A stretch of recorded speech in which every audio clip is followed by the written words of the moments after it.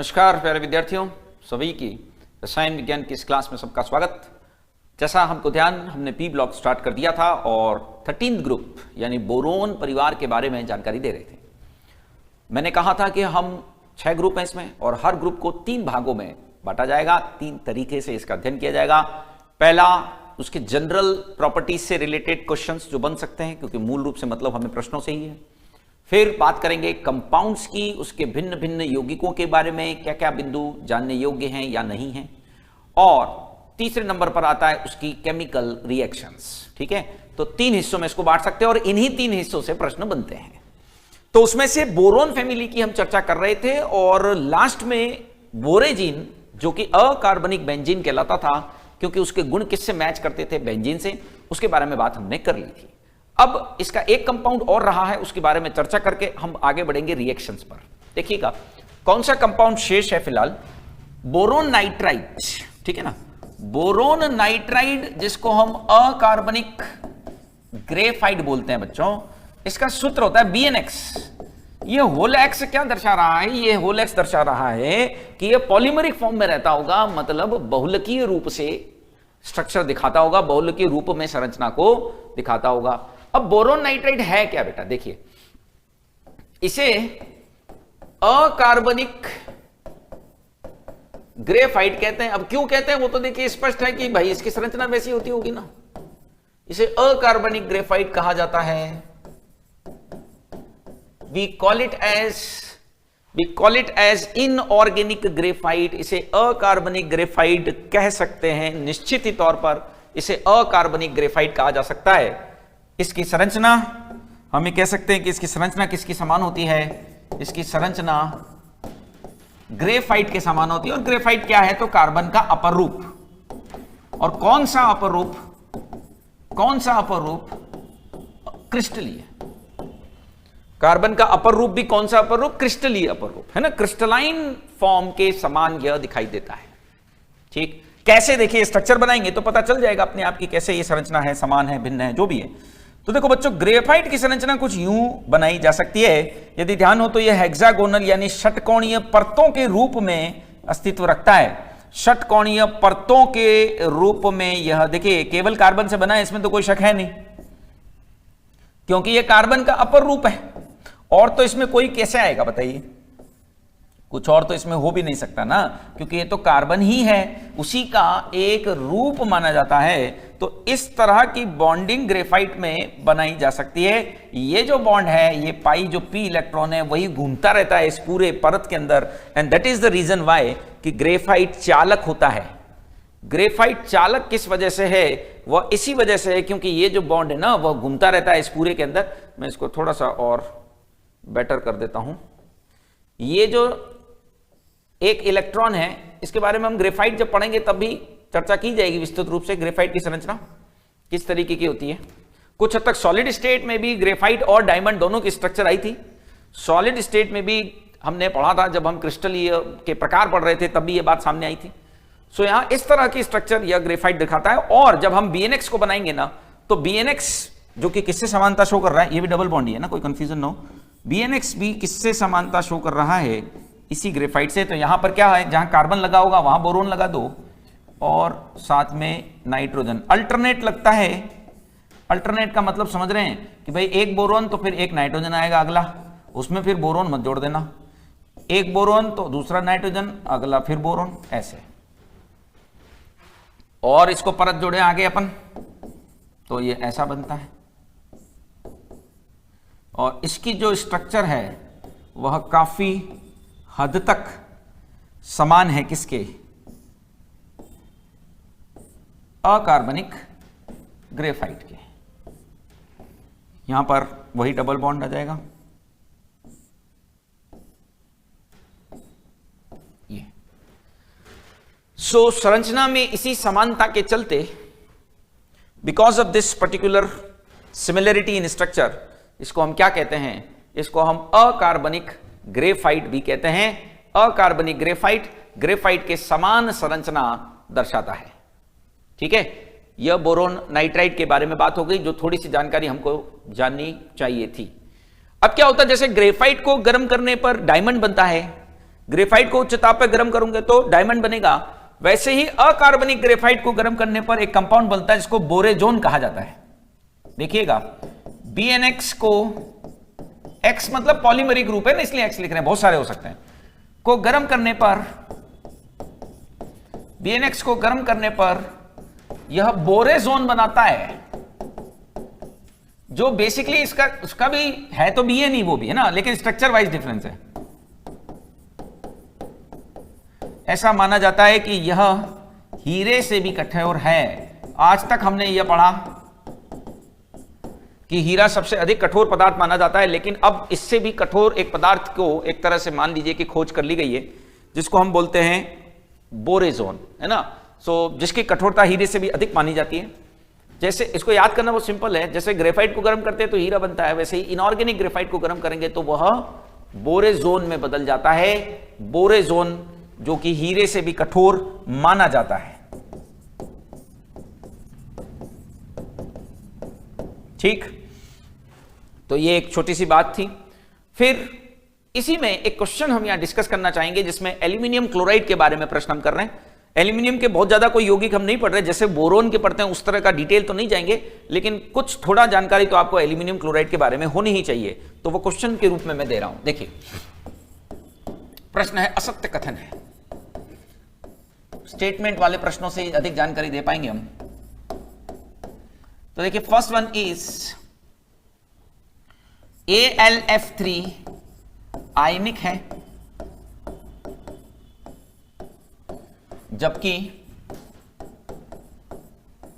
AlCl3 सहसंयोजक है। क्या इसे सही माना जाएगा कि AlF3 जो है वह तो आपका आयनिक यौगिक है, जबकि AlCl3 सहसंयोजक होता है? दूसरा, AlCl3 एक लुईस अम्ल है। लुईस अम्ल क्या होते थे बच्चों? वह जो इलेक्ट्रॉन युग्म को ग्रहण करे, जिनमें इलेक्ट्रॉनों की कमी हो, उनकी संभावना ज्यादा होती है लुईस अम्ल होने की। तो AlCl3 एक लुईस अम्ल है, क्या ये सही है? AlCl3 द्विलक, द्विलक मतलब समझते हैं, डाइमर के रूप में रहता है। क्या ये बात सही मानी जाएगी कि यह is it exist as dimer? क्या इसे द्विलक के रूप में ट्रीट किया जाएगा? क्या यह डाइमर के रूप में रहता है? क्या ये बात सत्य है? अभी हम डिस्कस करेंगे। डी, Al2Cl6 जो इसका द्विलक ही है, निश्चित तौर पर AlCl3 का डाइमर Al2Cl6 है। Al2Cl6 में भी क्या 3C2E प्रकार के, ये कल भी आया था,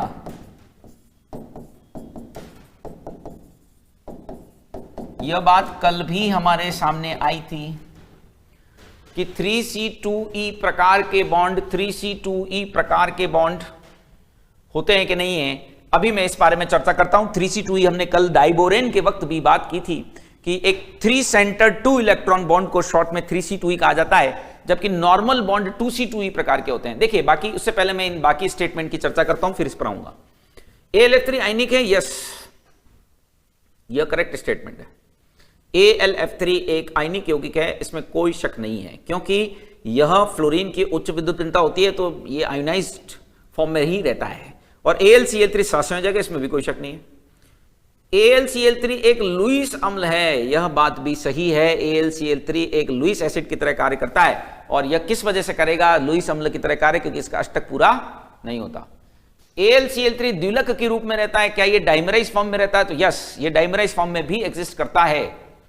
और Al2Cl6 में 3C2E प्रकार के बॉन्ड होते हैं। यह स्टेटमेंट सही नहीं है बच्चों।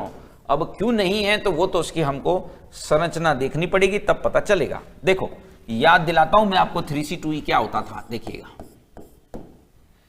देखो पहले तो मैं बात करता हूं एल्यूमिनियम क्लोराइड की, जो डाइमर है वो होता कैसा है।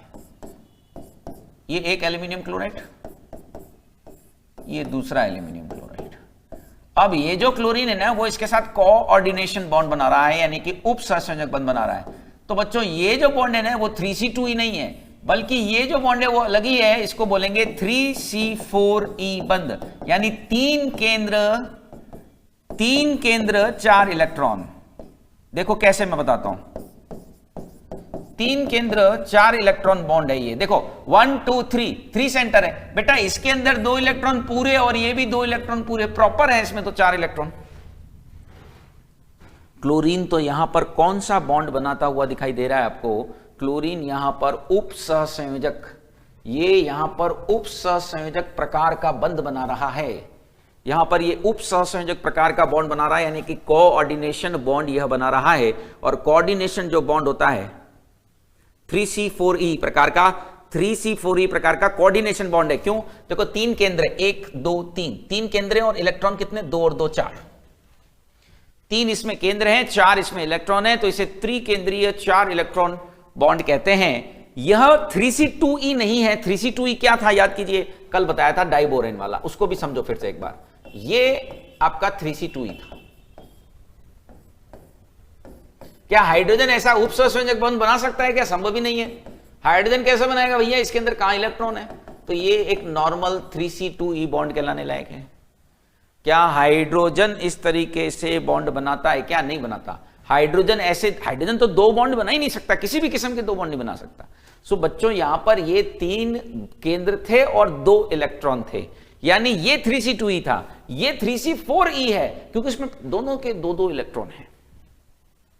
अब ये बनता कैसे है मैं बताता हूं। एक बार डाइबोरेन का थोड़ा सा मैं बता देता हूं, जिससे 3C2E का डाउट क्लियर हो जाए। देखिए इसमें प्रत्येक बोरॉन, मैं बता रहा हूं सुनना, प्रत्येक बोरॉन, इसको डिटेल में समझा रहा हूं, फिर से देखो क्या करता है। sp3 संकरित होता है।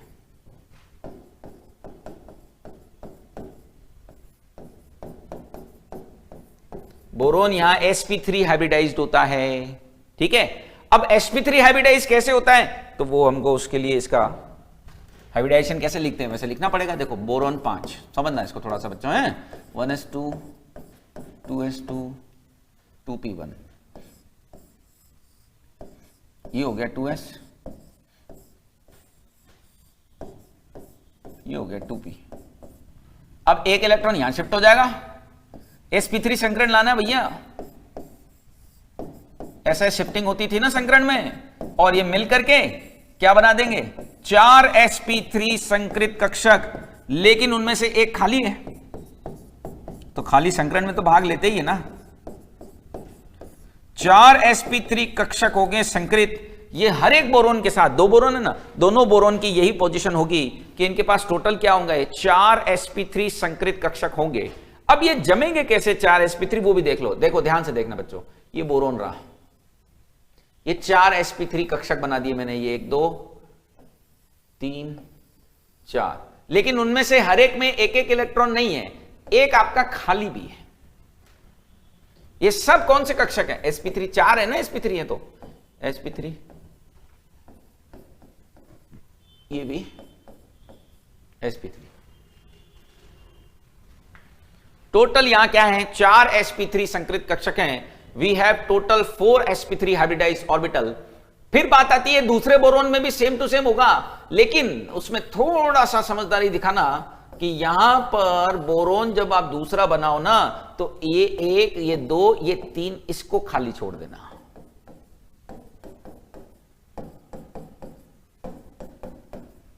ठीक बात। अब इनसे कौन जुड़ता है, यहां कौन जुड़ता है बेटा, हाइड्रोजन। हाइड्रोजन के पास तो एक ही इलेक्ट्रॉन है, ये रहा।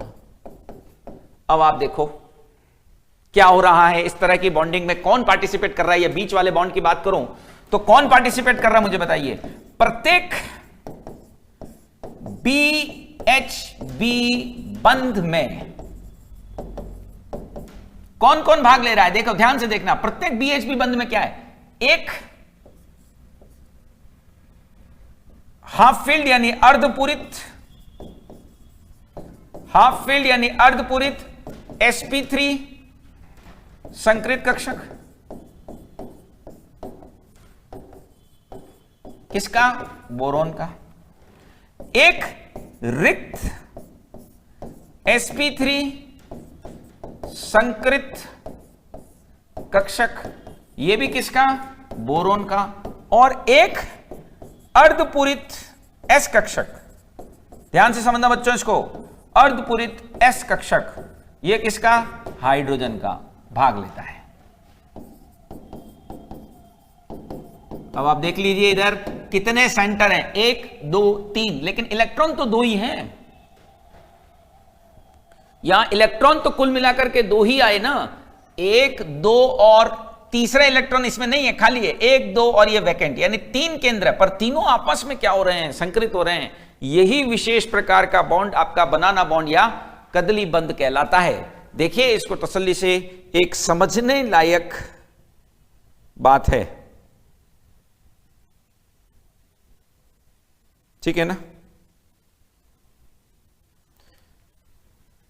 बात समझ रहे हो क्या कहना चाह रहा हूं? देख लीजिए इसको एक बार।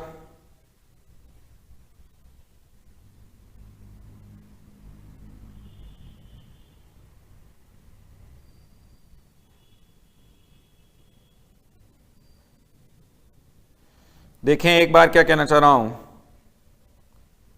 इंपॉर्टेंट, समझने के हिसाब से इंपॉर्टेंट है ये। वैसे परीक्षा में भी आ सकता है 3C 2E 3C 4E, पर 2E क्यों कह रहे हैं वो देखें एक बार, जो डायग्राम बना हुआ है उसको देखें।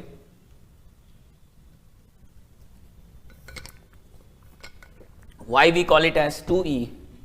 क्योंकि 2 ही इलेक्ट्रॉन है, 2 इलेक्ट्रॉन है और 3 केंद्र है। केंद्र मतलब समझते हो, परमाणु होगा और क्या होगा केंद्र का मतलब, तो 3 सेंटर 2 इलेक्ट्रॉन इसे बोला जाता है, ठीक है।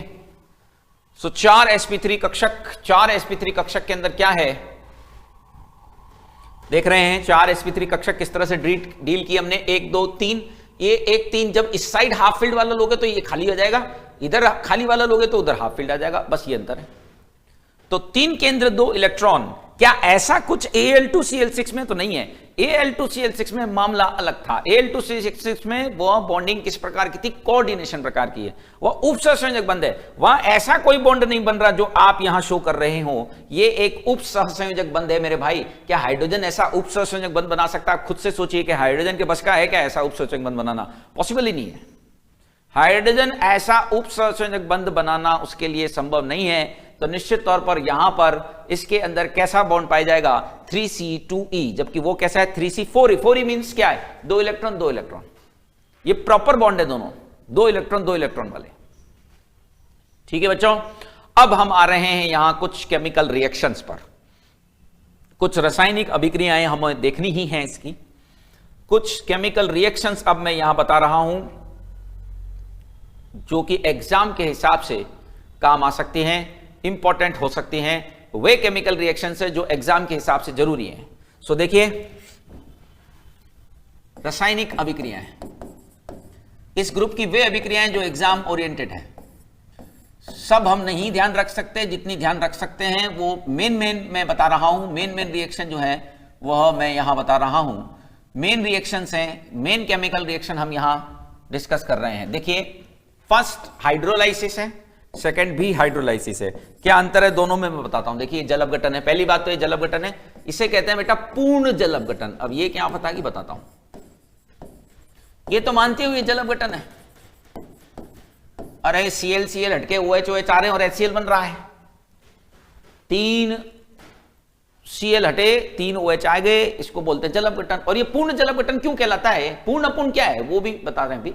ये पूर्ण जल अपघटन कहलाने लायक क्यों है, why we can call it as the complete hydrolysis, क्योंकि एक मोल BCl3 से 1 मोल बोरिक अम्ल बोले तो BOH होल थ्राइस प्राप्त हुआ है। जब 1 मोल से 1 मोल ही प्राप्त हुआ तो उसे हम क्या कहते हैं, पूर्ण जल अपघटन कहते हैं। लेकिन जब मैं इसको बैलेंस करता हूं, जो नीचे वाला प्रोग्राम है, देखो ये इस वाले को जब मैं बैलेंस करने जा रहा हूं तो इसकी बैलेंसिंग में क्या बात नजर आती है, देखिएगा इसकी बैलेंसिंग में एक डिफरेंस नजर आएगा आपको, और वो डिफरेंस ये है कि ये 4 मोल है, ये आपका 3 मोल है, इससे यह 3 मोल बना और वो 1 ही मोल बना। ये आंशिक है, ये पार्शियल है, ये आंशिक जल अपघटन है। अब ऐसा क्यों कहा मैं बताता हूं अभी। ये आंशिक जल अपघटन है। क्यों इसको आंशिक बोल रहे हो, क्योंकि देखो 4 मोल BF3 से 4 मोल बोरिक एसिड बन रहे हैं क्या, नहीं बन रहे। 4 मोल BF3 लिया है लेकिन 4 मोल बोरिक एसिड नहीं बन रहे, एक ही मोल बन रहा है, तो इसको आंशिक कहते हैं। पहली बात तो ये समझिए कि आंशिक और पूर्ण जल अपघटन का तात्पर्य क्या होता है। सो यहां आंशिक जल अपघटन, क्योंकि कारण भी लिख रहा हूं, 4 मोल आपने BF3 खर्च कर दिए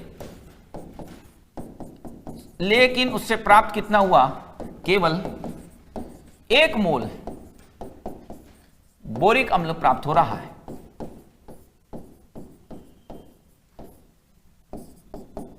तो इसीलिए इसको हम क्या कहेंगे, अपूर्ण जल अपघटन या आंशिक जल अपघटन।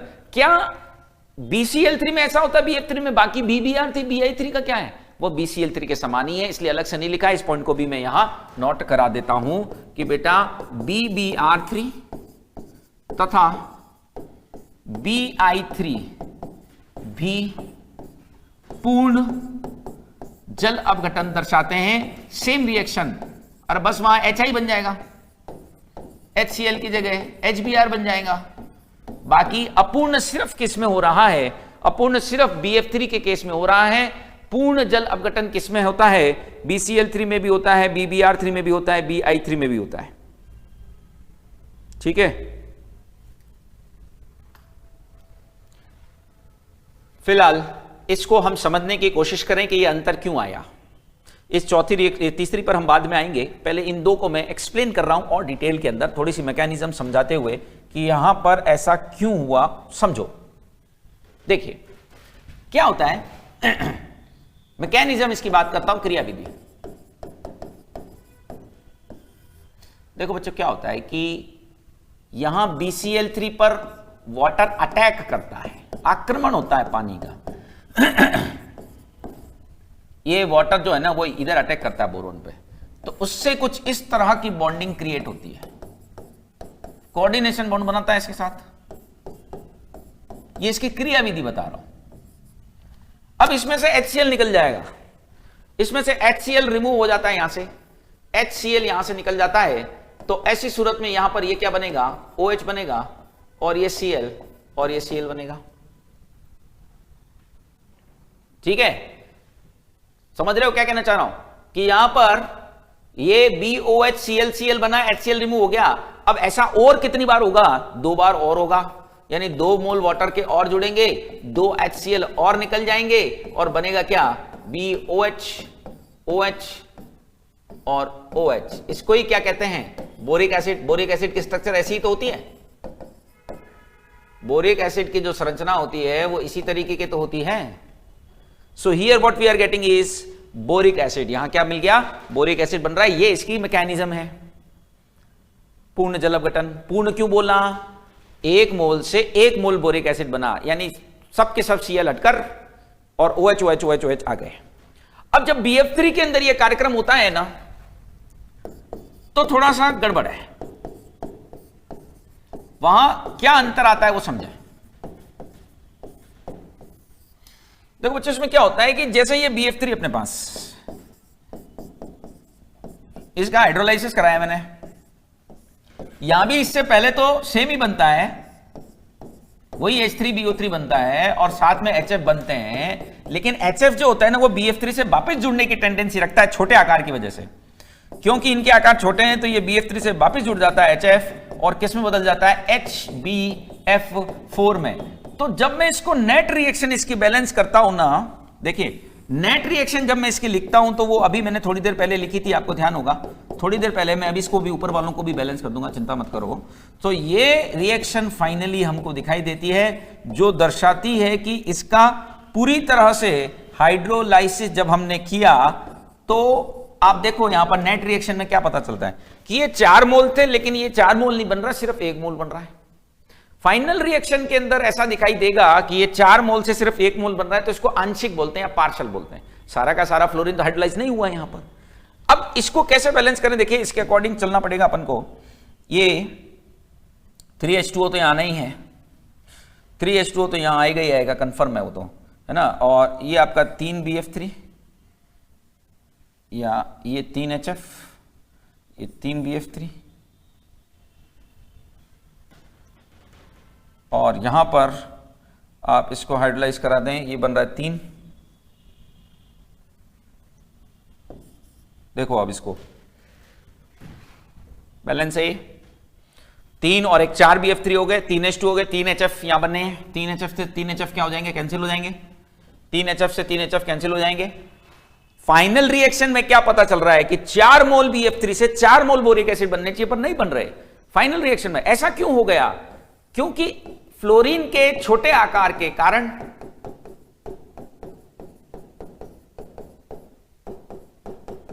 क्या होता है, HF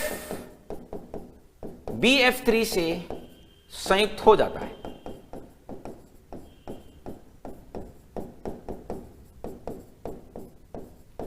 अन्य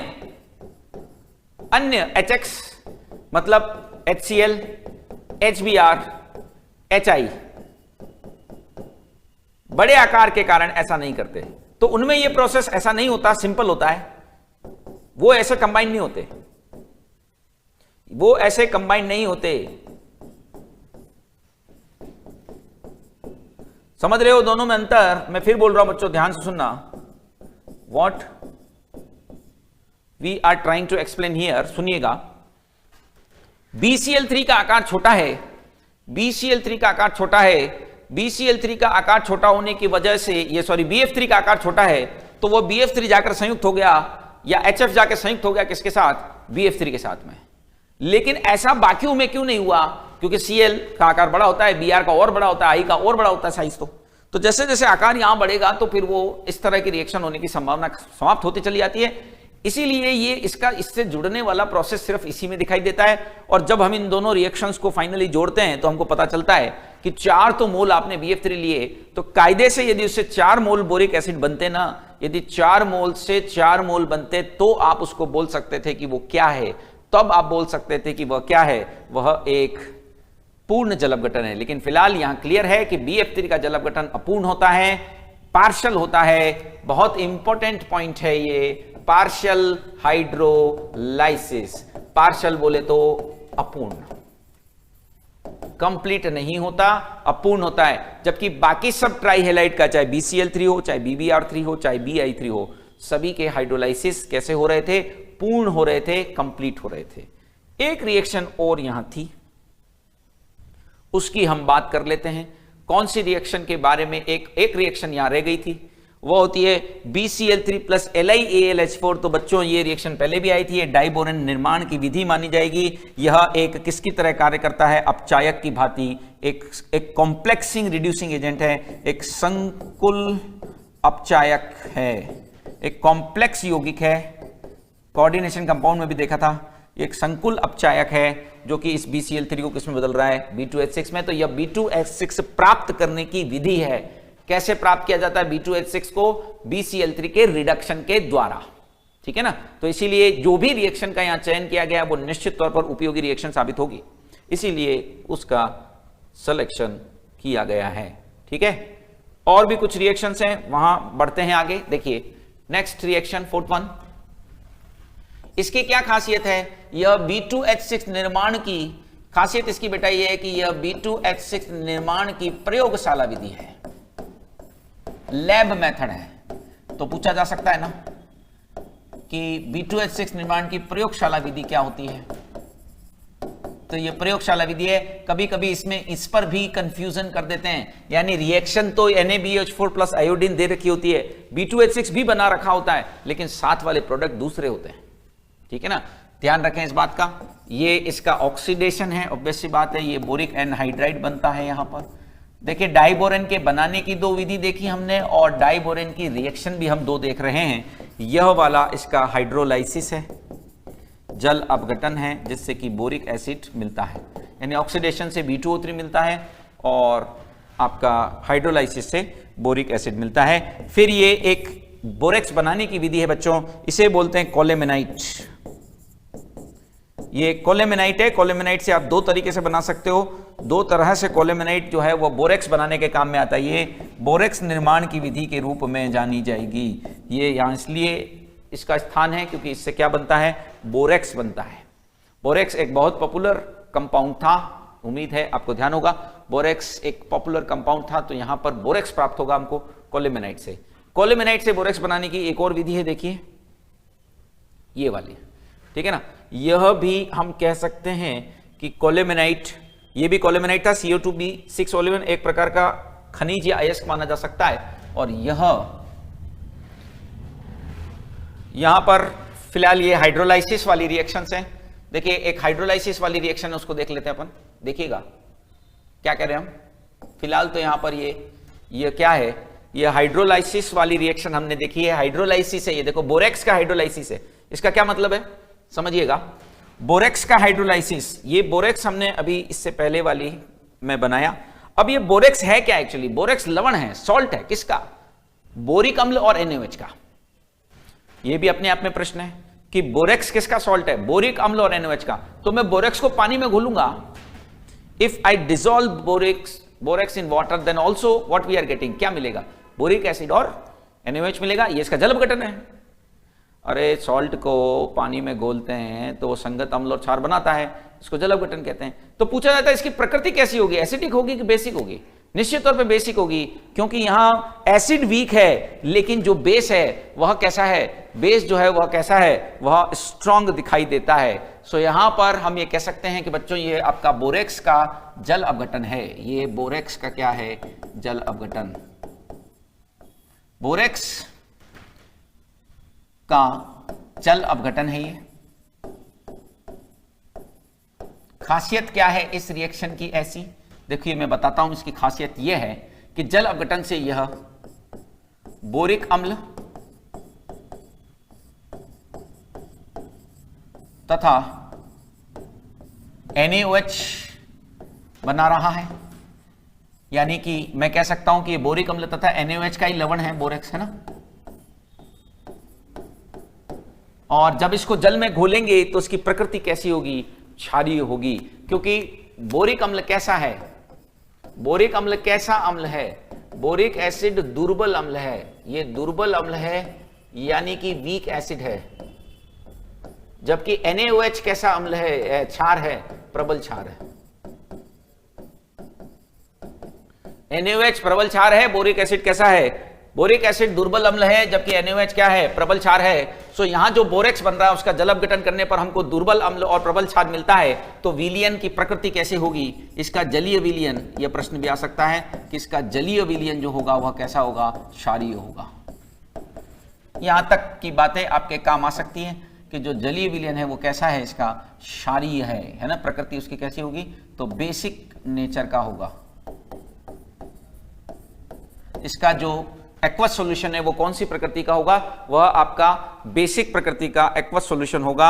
यानी कि यह क्षारीय प्रकृति का नजर आएगा।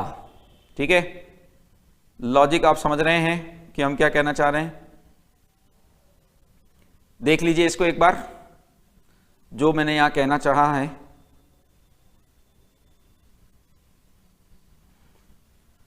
बोरिक एसिड, कई प्रश्न यहां बनते हैं। बोरेक्स क्या है, तो एक सॉल्ट है, किसका सॉल्ट है, बोरिक एसिड और NaOH का। पानी में घोलेंगे तो क्या होगा, वापस इन्हीं का निर्माण करेगा। प्रकृति कैसी होगी, क्षारीय होगी। क्यों होगी, बोरिक अम्ल कैसा है, दुर्बल अम्ल है, NaOH कैसा है, प्रबल क्षार है। तो दुर्बल अम्ल और प्रबल क्षार का कॉम्बिनेशन हमेशा क्या होगा, बेसिक मीडियम ही देगा। ठीक है, आगे बढ़ते हैं। यह वाली जो रिएक्शन है 9th वाली, ये हम आपको करा चुके हैं। सुहागा मन का परीक्षण, मन का परीक्षण किया था, मन विचलित हो रहा था कि नहीं। तो ये क्या है, सुहागा मन का परीक्षण। ये मैंने कल ही बता दी थी कि this is the reaction involve in borax bead test. इसको हम सुहागा मन का परीक्षण कहते हैं। यह यहां ग्लासी बीड का निर्माण करता है। ध्यान होगा, अलग अलग कलर, डिटेल बताई हुई है, कल हमने इसकी डिटेल बताई हुई है बच्चों, 10th। ये अच्छी रिएक्शन है ना, ये 10th वाली जो रिएक्शन है ना, इसको हमें विशेष रूप से देखना पड़ेगा। यहाँ मैं बाउंड्री लाइन खींच देता हूं ताकि डिफरेंशिएट रहे मामला। इस रिएक्शन के बारे में थोड़ा सा जानिए। देखो, सुहागा मन का परीक्षण तो हमने ऊपर देख लिया। अब ये क्या है कि ये बेसिकली जो है ना वो एस्टर निर्माण को बता रहा है। It is actually ester formation. क्या हो रहा है यहां पर, देखो मैं बताता हूं। एस्टर फॉर्मेशन का मतलब क्या है वो समझो।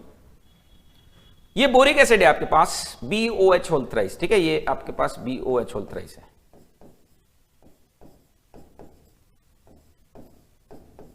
ये बोरिक एसिड है।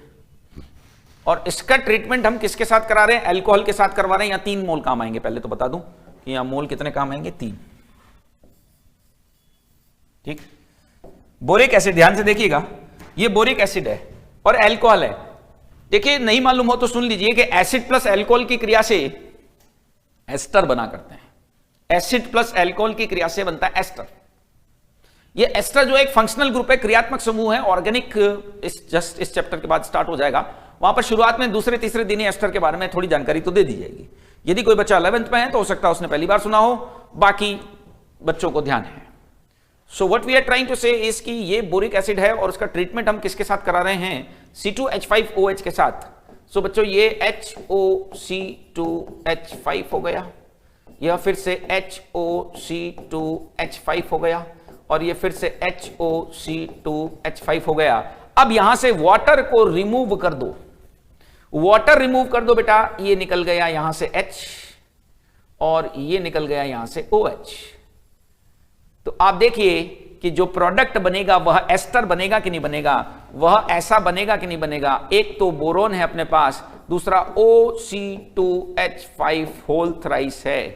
तो यह क्या है? एस्टर ऑफ बोरिक अम्ल, BOC2H5 होल थ्राइस बोरिक अम्ल का एस्टर है, बोरिक अम्ल का एस्टर है,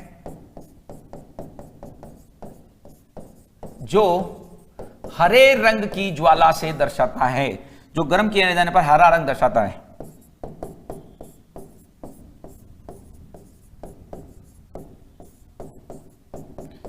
ठीक है, तो क्योंकि ग्रीन कलर है स्पेसिफिक, तो इसीलिए इसके बारे में भी मालूम हो तो अच्छा रहेगा। ठीक है, देख लीजिए इसको। लास्ट रिएक्शन वही बोरेक्स का, फिर से वही हाइड्रोलाइसिस है। लास्ट रिएक्शन में कोई ऐसी दम वाली बात नहीं है, लेकिन आप इसको देखें पहले, जो उससे पहले हमने जो लिखी है आपके कौन से वाली, बोरेक्स का ये जो एस्टर का फॉर्मेशन है उस पर ध्यान दें। फोरेक जो आपने एस्टर बनाया है उस पर ध्यान दीजिए। एस्टर किस प्रकार से बन रहा है, क्या रिएक्शन हो रही है, उस पर ध्यान दें आप, तो बात आपके समझ में आ जाएगी।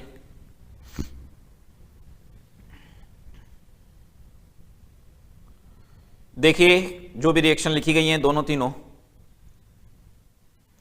उसको देखें आप।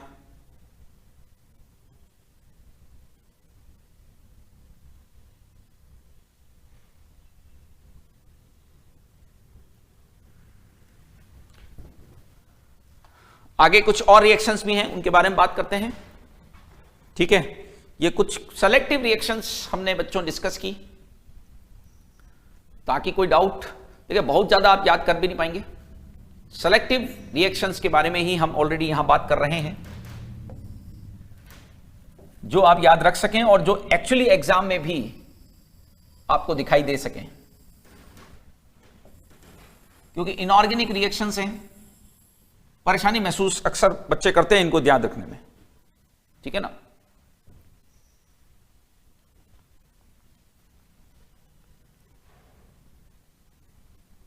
आगे बढ़ते हैं अगली रिएक्शन की तरफ।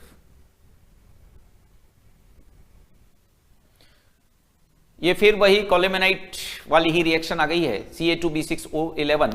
अगेन इट इज कोलेमेनाइट वाली ही रिएक्शन है, इसमें कोई विशेष बात नहीं है। फिर से ये कोलेमेनाइट वाली है, लेकिन जो अगली वाली है ये इंपॉर्टेंस रखती है ना, ये वाली रिएक्शन खास है।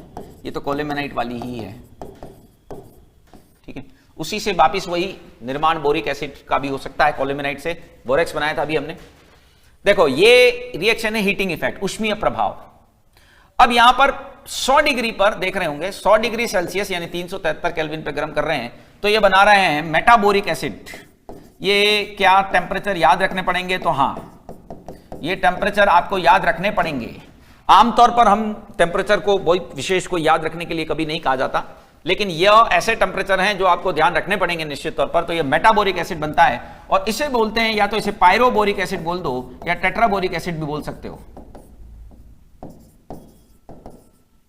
इसको टेट्राबोरिक एसिड भी बोल सकते हो।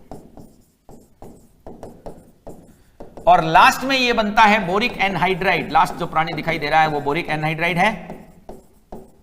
ये इस पर ऊष्मीय प्रभाव है गर्म करना। देखिए फर्स्ट वाला तो बहुत आसानी से H2O निकाल दीजिए, इसमें से H2O तो HbO2 बहुत आसानी से बन रहा है, तो मेटाबोरिक एसिड।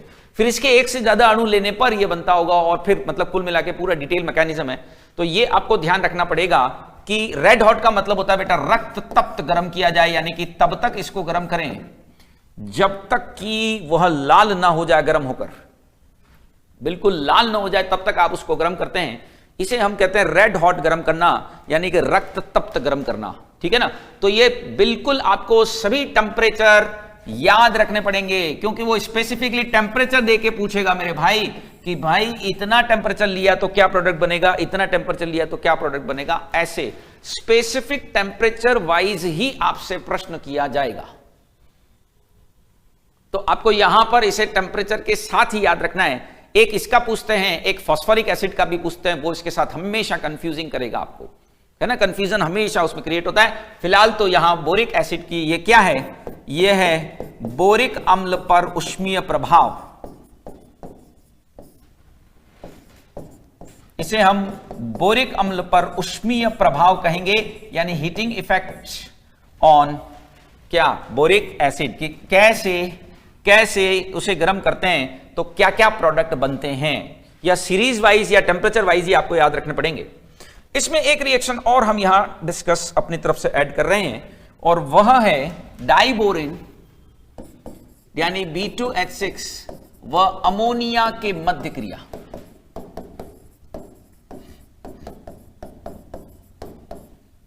देखिए ये भी पॉपुलर रिएक्शन है, क्योंकि ये 3 तरीके से होती है। जब भी एक रिएक्शन कई तरीके से हो ना, तो उसके पूछे जाने की पॉसिबिलिटी हमेशा उच्च है, हाई है। देखिए पहला, जब B2H6 अमोनिया से क्रिया करता है, और यदि अमोनिया आपको आधिक्य में दे रखा हो एक्सेस, और हाई टेम्परेचर लिखा हुआ हो, तो इस कंडीशन में आपको बनाना है BNX क्या था, अकार्बनिक ग्रेफाइट। याद आया। दूसरा, ऐसी रिएक्शन हो लेकिन यहां आधिक्य में अमोनिया भी लिया हुआ हो, आधिक्य मतलब एक्सेस, लेकिन तापमान कम हो।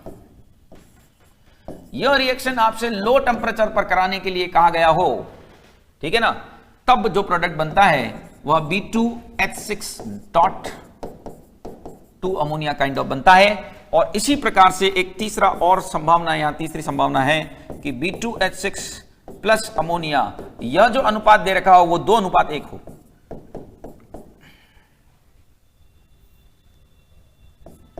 एक अनुपात हो और हाई टेम्परेचर हो। सो जब इसे गर्म करेंगे तो यहां पर ये हीटिंग तो यहां पर भी है, यहां पर भी है, ठीक है ना, लेकिन बहुत उच्च ताप तक नहीं है, ठीक है, समझ रहे हो, हीटिंग समझते हो। तो जब इसको गर्म करते हैं तो यहां पर ये बोरेजिन बनाता है, जो कि क्या था, पॉपुलर कंपाउंड है बोरेजिन, ये बोरेजिन बनता है। तो नो डाउट ये सभी जो यौगिक हैं आपके वो पॉपुलर हैं, these all are popular compounds, इसीलिए इन पर प्रश्न बन सकता है, और अलग अलग परिस्थितियों के अंदर अलग अलग बात है। अब एक और बात मैं यहां बता दूं इस कंपाउंड के बारे में, कि ये जो है ना B2H6.2 अमोनिया एक आयनिक यौगिक है। यह मूल रूप से एक आयनिक कंपाउंड है। B2H6.2 ammonia is basically an ionic compound, ये एक आयनिक कंपाउंड है। ये किस तरह का आयनिक कंपाउंड देखिएगा, इसके स्ट्रक्चर पर भी प्रश्न आ सकता है शायद। ये इस तरह के का है, ये पॉजिटिव और ये माइनस, मतलब ये इस तरह का कॉम्बिनेशन में रहता है। ये एक आयनिक कंपाउंड है, और जब आप इसको हीट करते हैं, जब आप इसको गर्म करते हैं, तो यह किस में बदलता है, B3N3H6 में, यानी कि इसे गर्म किए जाने पर यह बोरेजीन में भी बदल सकता है। It is may be converted in borazine. तो ये देखिएगा, डाइबोरेन और अमोनिया की जो रिएक्शन है, डाइबोरेन और अमोनिया के मध्य में होने वाली अभिक्रिया, तीन तरीके से यह अभिक्रिया हो रही है। महत्वपूर्ण अभिक्रियाएं हैं तीनों ही। कारण की जो रिएक्शन है वो अक्सर परीक्षा के अंदर पूछी जाती है। इसकी कुछ सेलेक्टिव रिएक्शन ही डिस्कस की हमने वैसे ही, ठीक है। बहुत ही सेलेक्टिव रिएक्शंस मैंने लिए हैं, लगभग 15 रिएक्शन है, उससे अधिक मैंने इस ग्रुप से नहीं उठाई है।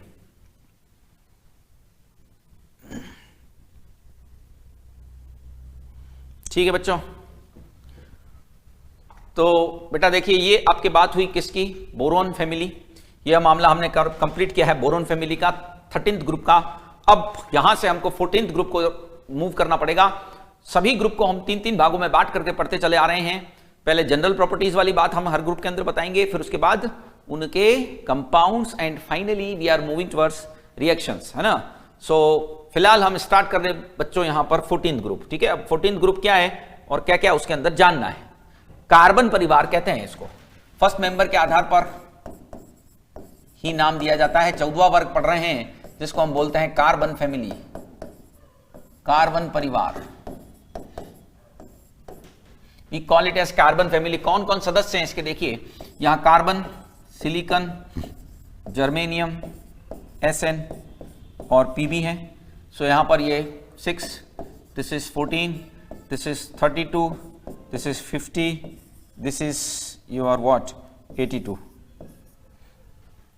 ठीक है, ये इतना तो हमको खैर ज्ञात ही है। कार्बन जो है वो निश्चित ही तौर पर, कार्बन जो है और सिलिकॉन जो है अधातु है।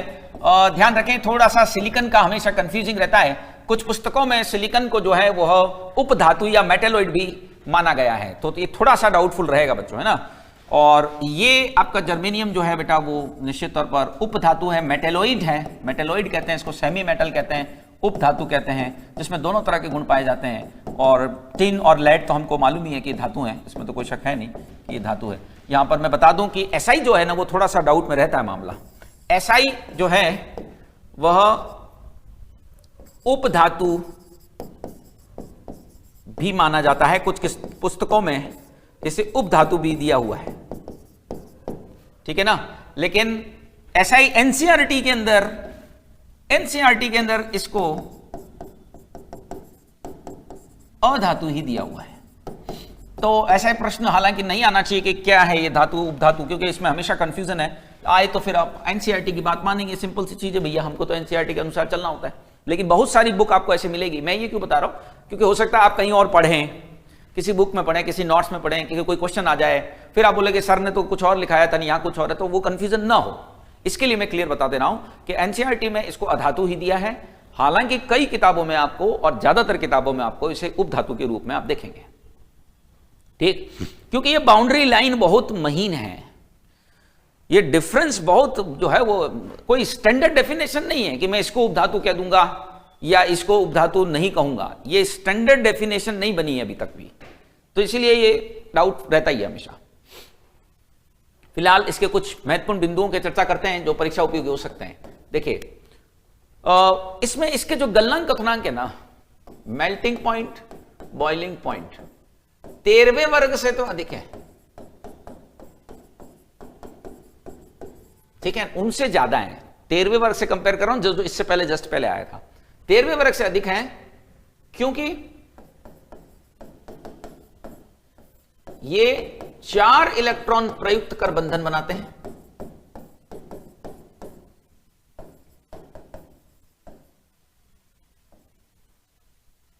भैया ये आपस में जब बॉन्डिंग करेंगे तो अपने 4 इलेक्ट्रॉन का उपयोग ये कर पाएंगे, वहां 3 थे, ये 4 का उपयोग करेगा तो थोड़ा कंपैरेटिवली बेटर, इसमें एक तरह से कह लीजिए कि मजबूती सी आ जाती है।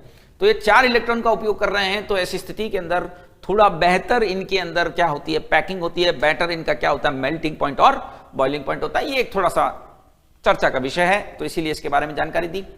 फिर बात करते हैं कि आयनन ऊर्जा IE का मान वर्ग में कम ही होता है, वर्ग में नीचे जाने पर घटता है। देखिए आमतौर पर हम इस बात को बहुत अच्छे से जानते और समझते हैं कि वर्ग में जब आप नीचे जाएंगे तो IE का मान जो है क्या होना चाहिए, घटना ही चाहिए। निश्चित तौर पर हम इस बात को मानते हैं कि IE का मान कम होना चाहिए, ठीक है ना। लेकिन यहां, और ये ट्रेंड इसमें दिख भी रहा है, लेकिन एक थोड़ा सा एक जगह, क्योंकि हमेशा आप जानते हो कि इनऑर्गेनिक केमिस्ट्री का ये जो है वो ट्रेंड रहा है कि सामान्य क्रम का पालन ये हर जगह करे ऐसा जरूरी नहीं होता। तो यहां आयोनाइजेशन एंथैल्पी में एक जगह प्रॉब्लम दिखाई देती है और वो SN/Pb वाली, ये जो लास्ट है ना, यहां गड़बड़ हो जाती है इस SN और PB में। कैसे?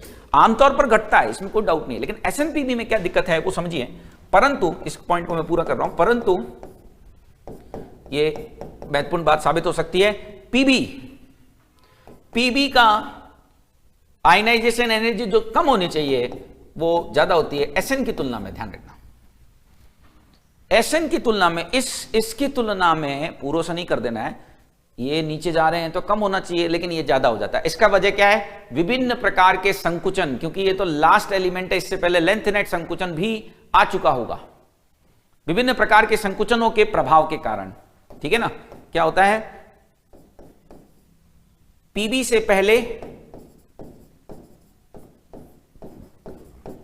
आए संकुचनों के प्रभाव के कारण, लेंथेनाइड विशेष तौर पर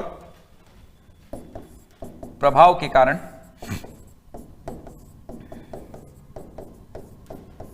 इलेक्ट्रॉन निकालना अपेक्षाकृत कठिन हो जाता है।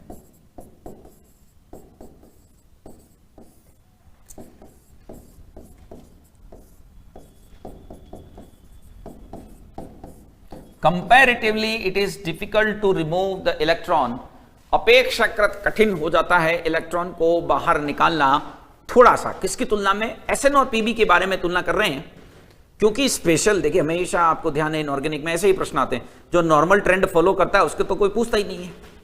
सामान्य क्रम वाले प्रश्न कभी आते ही नहीं हैं, जहां कुछ न कुछ गड़बड़ हो, जहां कुछ न कुछ विशेष क्रम दिखाई दे, उन्हीं विशेषों को पूछने की संभावना अपेक्षाकृत ज्यादा होती है। ठीक बात है? तो इसमें कोई शक नहीं है यहां पर कि पीबी से पहले आए संकुचनों के प्रभाव, यानी संकुचन मतलब क्या होता है? कॉन्ट्रैक्शन। इस विभिन्न कॉन्ट्रैक्शन जिसमें मूल जो रूप से उपयोगी है वो लेंथेनाइड संकुचन है, उसके प्रभाव के चलते इसमें से इलेक्ट्रॉन निकालना थोड़ा सा कठिन है, अपेक्षाकृत थोड़ा सा डिफिकल्ट हो जाता है, ऐसा हम कहना चाह रहे हैं। ठीक है, ये एक जनरल पॉइंट है। अब एक और पॉइंट हम यहां डिस्कस कर रहे हैं, अक्रिय युग्म प्रभाव यहां विशेष है। सामान्य ऑक्सीकरण अवस्था कौन सी होगी भाई इनकी? पहले तो इनका जनरल इलेक्ट्रॉनिक कॉन्फ़िगरेशन क्या होगा बताइए? जनरल इलेक्ट्रॉनिक कॉन्फ़िगरेशन यानी सामान्य इलेक्ट्रॉनिक विन्यास क्या होना चाहिए इनका? निश्चित तौर पर इनका जनरल इलेक्ट्रॉनिक कॉन्फ़िगरेशन होना चाहिए NS2 NP2। The general electronic configuration should be NS2 NP2 होना चाहिए। इसका मतलब यह कितना इलेक्ट्रॉन यहां से आमतौर पर निकालेंगे, इनकी कॉमन ऑक्सीडेशन स्टेट कौन सी दिखाई दे रही है? स्पष्ट रूप से ऐसी बातें हमने बोरोन फैमिली में भी की थी भाई। इनकी सामान्य ऑक्सीकरण अवस्था कौन सी नजर आ रही है? वह नजर आ रही है या तो प्लस का 2 या तो प्लस का 4, या तो वो p इलेक्ट्रॉन निकाले, p इलेक्ट्रॉन निकाले तो +2 हो जाएगी, और NS और NP दोनों निकाले, यदि NS इलेक्ट्रॉन भी निकाल दे और NP भी निकाल दे तो +4 हो जाएगी। ठीक है, लेकिन यहां क्या काम करता है? अक्रिय युग्म प्रभाव। स्पष्ट रूप से इनर्ट पेयर इफेक्ट, अक्रिय युग्म प्रभाव के कारण किसका स्थायित्व घटता जाएगा बताइए? अक्रिय युग्म प्रभाव में होगा क्या बच्चों कि ये जो NS इलेक्ट्रॉन है वह अक्रिय होते जाएंगे। इनर्ट पेयर इफेक्ट, पेयर क्योंकि युग्म में है, इनर्ट होते जाते हैं इसलिए नाम है इनर्ट पेयर इफेक्ट। तो क्या होगा कि ये नीचे नीचे जाएंगे जैसे वर्ग में, NS इलेक्ट्रॉन की रुचि कम होती जाएगी बंद बनाने में, इसलिए अक्रिय युग्म प्रभाव के कारण +4 अवस्था, ऑक्सीकरण अवस्था का स्थायित्व घटता है।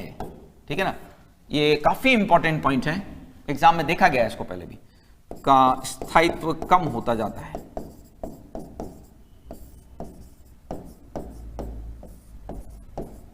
You can say the stability of +4 oxidation state reduces, decreases, moving down in a group। वर्ग में नीचे जाने पर यहां स्थायित्व में कमी आती है। इसीलिए यहां एक महत्वपूर्ण बिंदु मैं डिस्कस करना चाह रहा हूं, 2 डब्बे बना रहा हूं, ध्यान से सुनिएगा। एक तो स्टेबिलिटी वाली बात आती है, लास्ट एलिमेंट देखें, ध्यान रखना, लास्ट एलिमेंट में सबसे ज्यादा डोमिनेटिंग होता है यह प्रभाव, carbon, silicon, germanium, SN, PB। यानी PB के लिए 2+ ज्यादा स्थायी हो जाएगा 4+ से, जबकि इससे जस्ट पहले आए हुए Sn के लिए 4+ की तुलना में, ये 2+ की तुलना में 4+ ही ज्यादा स्थायी होता है। सेम टू सेम पॉइंट हमने कहां देखा था?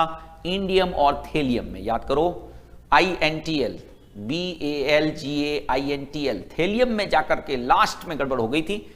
वही चीज यहां पर भी देखने में आ रही है, और इसीलिए एक प्रश्न भी यहां बन जाता है भाई, जो कि इस ग्रुप का अब तक मेरे ख्याल से सबसे पूछे गए प्रश्न में से है, वो है अक्रिय युग्म प्रभाव के कारण। अब मुझे बताइए कि Pb4+ किसकी तरह कार्य करेगा और Pb2+, ये Sn2+ किसकी तरह कार्य करेगा? Pb4+ किस में बदलना चाहेगा? Pb4+ किस में बदलना चाहेगा? 2+ में, क्योंकि वो कम स्थायी है। इसका मतलब अपचयन होगा इसका, और जब अपचयन होगा तो यह किसकी तरह कार्य करेगा? ऑक्सीकारक। बड़ा इंपॉर्टेंट पॉइंट है, क्योंकि स्वयं Pb2+ में अपचयित होगा। ये खुद जो है, खुद क्या होगा? Pb2+ में अपचयित होगा, क्योंकि ये खुद अपचयित होगा तो दूसरों का ऑक्सीकरण, ये तो हम बरसों से पढ़ रहे हैं भैया कि खुद अपचयित हो रहा है तो दूसरों का ऑक्सीकरण करेगा। इसी तरह से Sn2+ के बारे में भी प्रश्न आता है कि Sn2+ किसका कार्य करेगा? तो Sn2+ किस में बदलना चाहेगा? 4+ में, क्योंकि वहां तक अक्रिय युग्म प्रभाव इतना नहीं होता कि 4+ कम स्टेबल हो, वो ज्यादा स्टेबल है। तो 2+ किस में बदल जाए? 4+ में। यानी ये कार्य करेगा किसका भैया? ये कार्य करेगा अपचायक। क्यों? क्योंकि यह स्वयं क्या होगा? Sn4+ में ऑक्सीकृत होगा।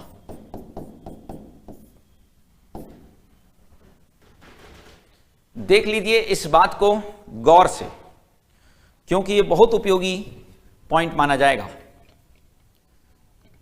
बेहद ज्यादा यूजफुल इस पॉइंट को हम मानेंगे।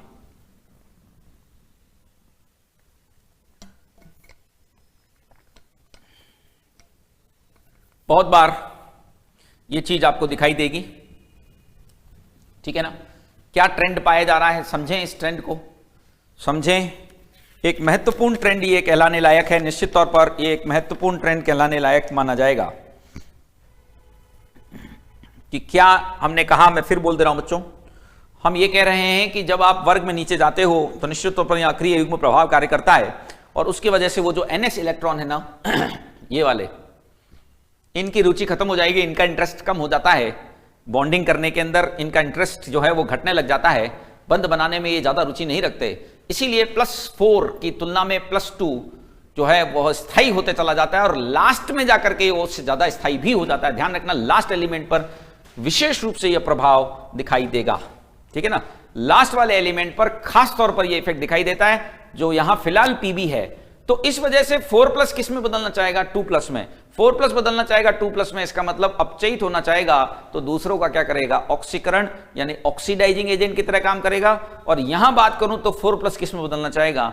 2+ में। यानी कि 4+ नॉर्मली स्टेबल है, जिसको होना भी चाहिए, तो वो 2+ में बदलना चाहेगा, तो खुद अपचयित होगा, यानी दूसरों का क्या करेगा बेटा? ऑक्सीकरण कर देगा। क्लियर है? यहां तक बात आप समझ गए होंगे। ऐसी क्या हम आपसे उम्मीद कर सकते हैं कि ये प्रोग्राम यहां तक आप बात समझ गए कि 4+ किसका कार्य कर रहा है, 2+ किसका कार्य कर रहा है। बहुत ही महत्वपूर्ण बात है जो यहां फिलहाल आपके सामने रखी गई। एग्जाम के हिसाब से देखा जाए तो ये काफी बार पूछा जाता रहा है, ठीक है? क्लियर है? स्टेबिलिटी का ऑर्डर, सामान्य ऑक्सीकरण अवस्था। एक और पॉइंट यहां घनत्व वाला भी ऐड किया जा सकता है। वो तो सिंपल सी बात है कि घनत्व में कमी आती है, डेंसिटी कम होता जाता है। यहीं पर ऐड करा देता हूं कि भाई घनत्व में, क्योंकि सिंपल सा पॉइंट ये तो कि वर्ग में नीचे जाने पर घनत्व कम होता है।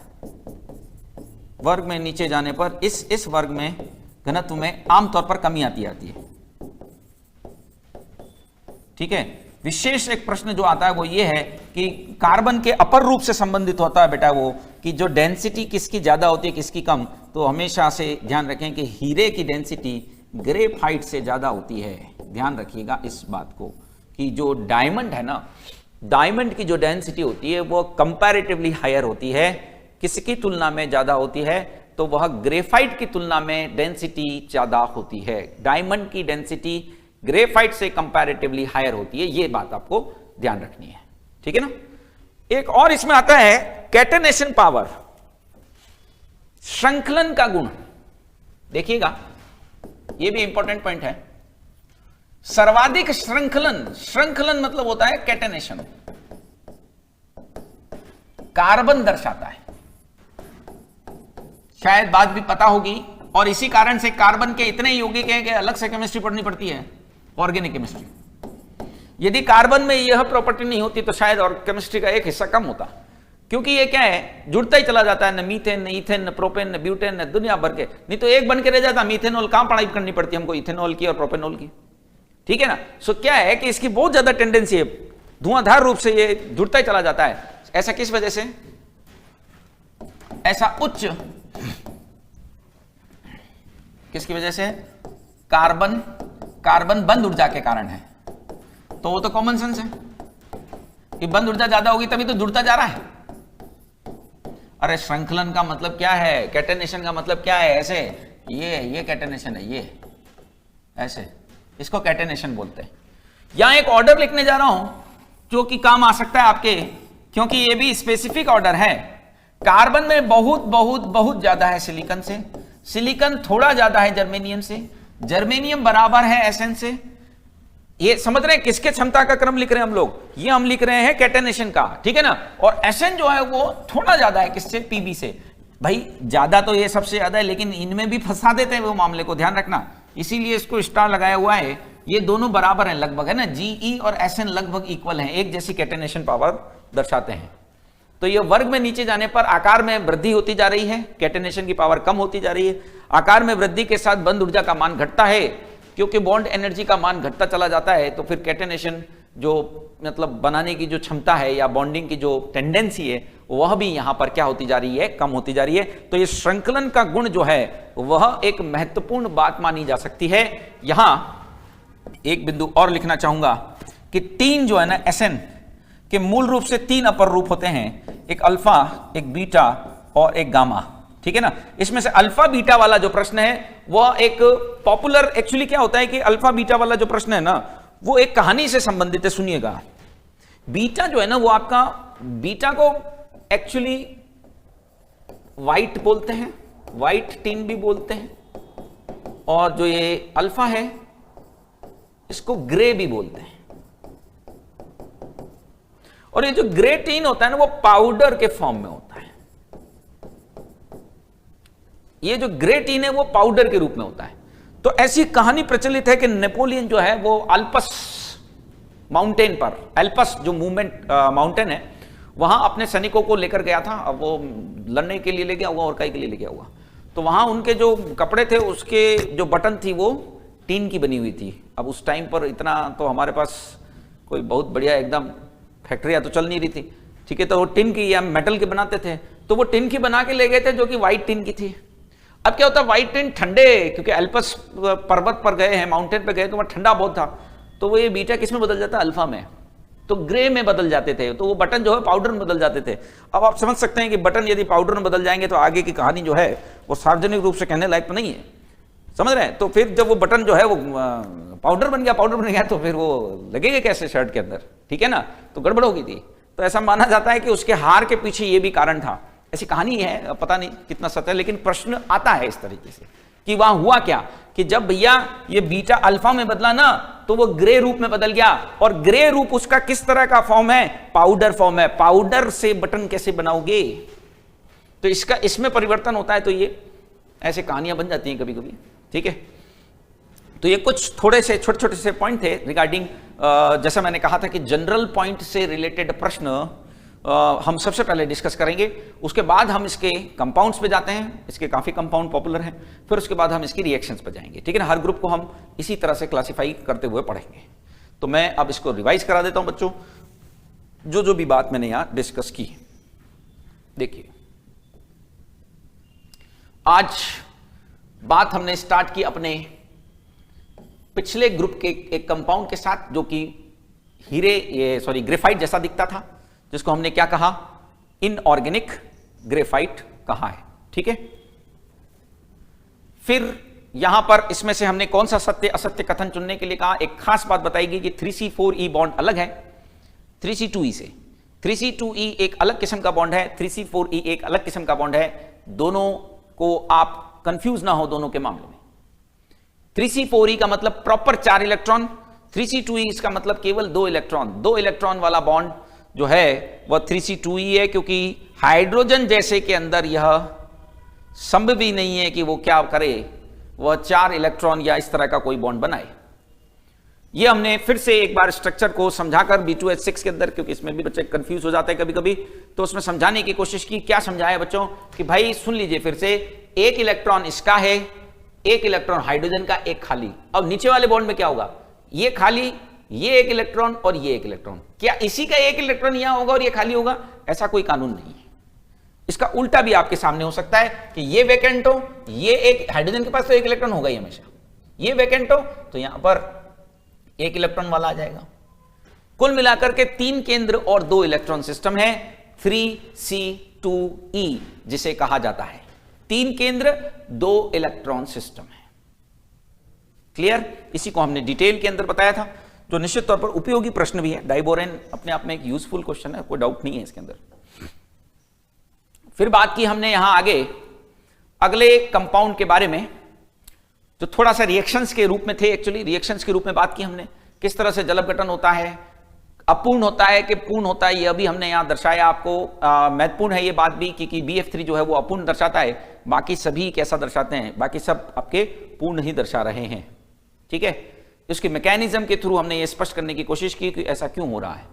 कुछ रिएक्शंस हैं सेलेक्टिव हैं, जहां जो उसके संबंधित पॉइंट हैं उपयोगी, वो पॉइंट हमने साथ में ही मेंशन कर दिए हैं। ठीक है ना, जो काम के पॉइंट है वो हम साथ में ही बताते चले गए हैं। इन रिएक्शंस को कम से कम आपको लिख करके याद करना ही पड़ेगा, हालांकि बहुत सेलेक्टिव रिएक्शंस पहले से मैंने यूज किए, जिससे अधिक बर्डन बच्चों पर ना पड़े। ठीक है, फिर कार्बन परिवार भी हमने चालू कर दिया। सिलिकॉन एक विवादास्पद परिवार है, सदस्य है, जिसपे अधातु और उपधातु पर डाउट सा रहता है हमेशा। एनसीईआरटी में से अधातु कहा है, हमने भी उसको अधातु कहा। फिर इनर्ट पेयर इफेक्ट की बात की, जो बहुत महत्वपूर्ण है, no doubt. Inert pair effect पर प्रश्न अक्सर दिखाई देता है, यही प्रश्न जो मैंने अभी आपको बताया। फिर इसमें श्रृंखलन वाला गुण है, कैटेनेशन वाला है। कार्बन बहुत उच्च श्रृंखलन दर्शाता है, उसके पीछे का लॉजिक, कार्बन कार्बन जब जुड़ते हैं परस्पर तो यह मजबूत बंध बनाते हैं। ठीक है बच्चों, तो फिलहाल आज के लिए इतना ही। कल हम इसी जो सेक्शन है, इसी ग्रुप को आगे बढ़ाएंगे। Thank you for watching.